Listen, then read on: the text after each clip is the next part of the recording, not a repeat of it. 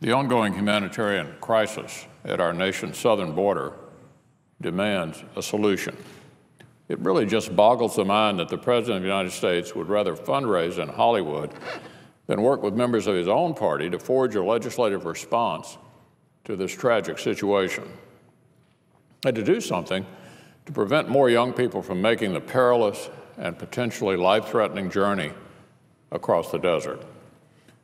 The President initially laid out reforms that, while modest, represented a step in the right direction. But evidently, the politicos who increasingly have the President's ears these days couldn't go along with that. So the President stopped defending his own policy reforms. Instead, he demanded a blank check that would literally preserve the status quo. A blank check he knew wouldn't fix the problem. A blank check he knew couldn't pass Congress. And a blank check that he knew members of his own party in Congress didn't even support. Faced with a national crisis, he listened once again. Faced with a national crisis, he listened once again to his most partisan instincts instead of uniting Congress around a common solution. A common solution so he could lay blame for the crisis on somebody else. Apparently, no crisis is too big to be trumped by politics in the Obama White House. It's exasperating for those of us who want to work toward bipartisan solutions.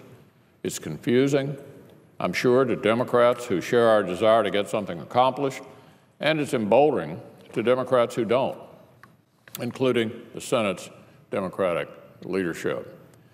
When faced with a crisis, a president's job is to show presidential leadership and to get his party on board with the reforms necessary to address it. Scuttling reform and prolonging a crisis are not part of his job description. So what I'm suggesting, Mr. President, is that you spend a little more time actually doing the job you were elected to do. Press pause on the nonstop photo ops and start demonstrating some real leadership instead.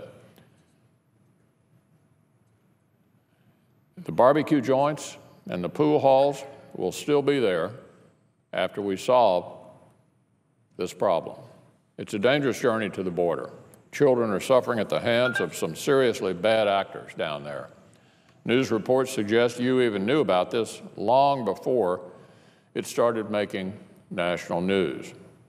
You could have intervened before this turned into a full-blown humanitarian crisis, but you didn't. You could have worked with us to get a bipartisan solution. You didn't. Mr. President, you have a special responsibility to help us end this crisis in a humane and appropriate way. Congress can't do it without your leadership or your engagement. It's literally impossible to do this without you.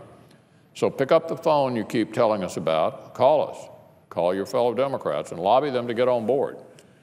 Work with us, and let's address this crisis.